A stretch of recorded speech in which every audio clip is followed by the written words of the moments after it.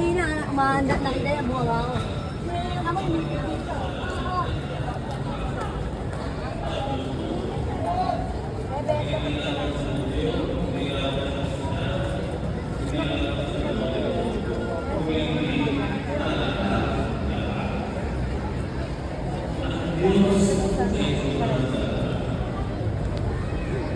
Ang ating pananampalatayang Katoliko dapat po ang panahon ng pananaw natin hindi makita.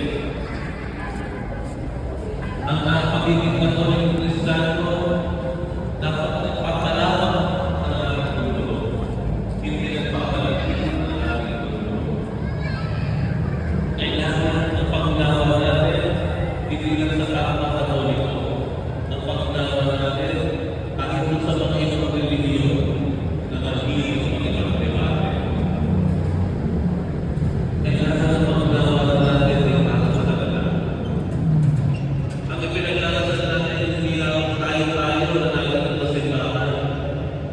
Ipagkasal po natin yung ibang mga lahi, yung ibang bansa na nagkakaroon ng katutong, nagkakaroon ng mga disgrasya, nagkakaroon ng bigmaan, ipagdasal natin.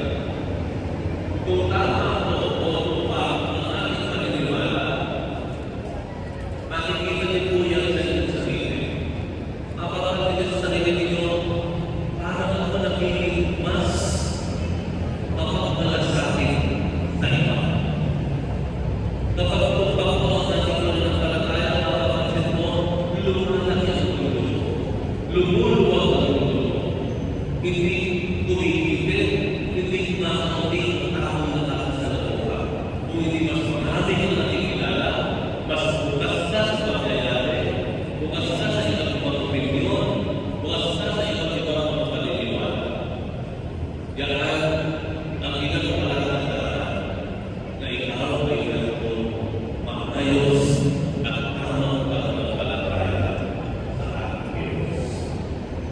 Ano yung natin ang ating sarili? Ano nga ba ang gusto natin? Kumikitin ba ang ating paniniwala? Kumakaunti mo ang taong pinagkakatiwalaan natin? Kumakaunti mo ang taong natin maluwag